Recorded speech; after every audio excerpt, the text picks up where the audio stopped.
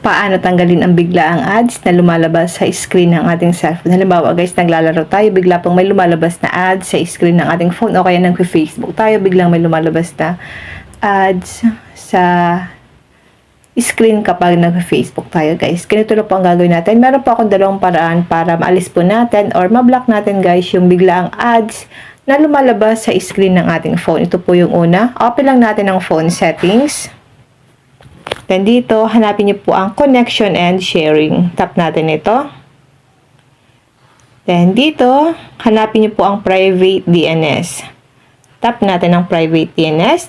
Kung naka-off po yan guys, ilagay mo lang siya sa specified DNS or piliin niyo po ang specified DNS. Then dito po sa DNS address, tap natin ito. Kailangan po ang nakalagay sa inyong mga phone settings ay dns.adgar.com. I-type mo lang yan guys. Then kapag okay na yan, tap nyo po yung save. Once na nailagay nyo na po ang dns.adgar.com. So maliless po guys yung mga ads na biglang lumalabas sa screen ng ating phone.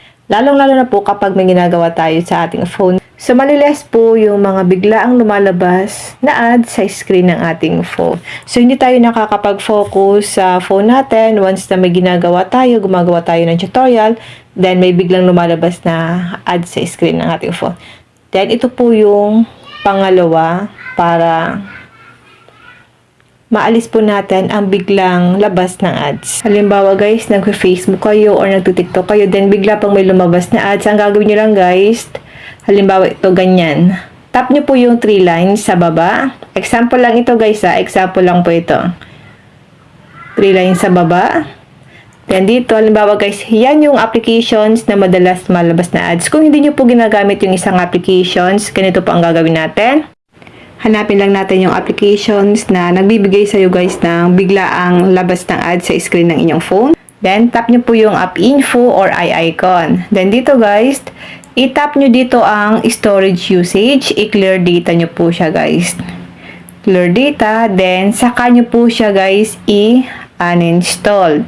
Para hindi na po siya biglang lumalabas or biglang may lumalabas na ads sa screen ng ating phone. Yun po ay kung hindi nyo po ginagamit yung isang application. Ganun lang po gagawin natin kapag may biglaang lumalabas na ads sa screen ng ating phone.